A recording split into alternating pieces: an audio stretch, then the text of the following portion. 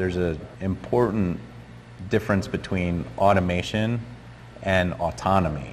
And autonomy is software driven, where software is making the decisions on how to do containment. So is that based then in an AI world or a machine learning world, and do we have to get to the singularity, or do we have to get to a certain level of AI before we can do that? I think it will certainly help. Being able to take actions over and over and over again, and then learning from the results of those actions to drive confidence in the action, so that then when a decision is made, you can take a little bit more risk on actions that have a higher confidence that it will not create some unintended consequence. So I think machine learning will absolutely help in that space.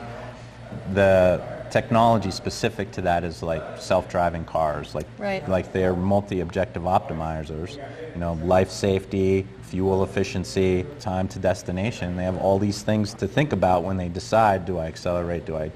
It's the same exact problem, only it's, does the system stay up? Does it keep the bad guy out of the network? Is it a resiliency thing? To be resilient, we have to take responses that mitigate the threat and keep the system up. So who's doing that today? Any of it? The detection, the automated detection, I'm hearing some folks doing. Yeah, sure. So that's starting. The response, I am hearing a little bit about setting policy that if X happens, take Y action.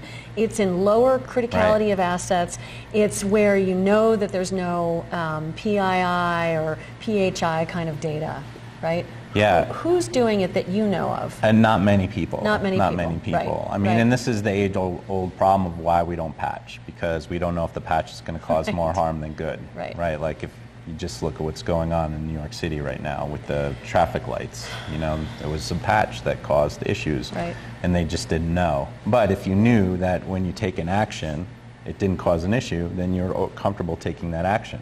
And by the way, these actions have to take place not just in production environments, but in pre-production environments. So if we see something in a pre-production environment that is a vulnerability, and we can figure out how to shield the exposure to that vulnerability in a production environment, then that's an action we could take, and we still ship the code. And we do see that starting to occur more and more. We are seeing the SAST and DAST, dynamic of testing during runtime, testing in code review, testing before code, while you're coding. We're seeing more and more of that, but it's still not really trusted. And I think there's a huge cultural impact where it has to be a top-down initiative that the executives are bringing to the company and say, we are going to be in a DevSecOps world.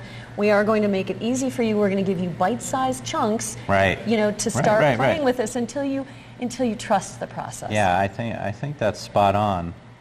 But why do you think IT in the DevOps world is so resistant to security? Because security slows them down. Exactly. Right. It's an obstacle. It's a big stop sign. Instead of saying, keep going, you can develop and deliver your whatever it is you're making out of code. You can deliver it on time. No, wait, stop. We want to put security in here. And they feel like it's an obstacle. Now that we have tools, we are starting to see some of that automation. Absolutely. And that's terrific.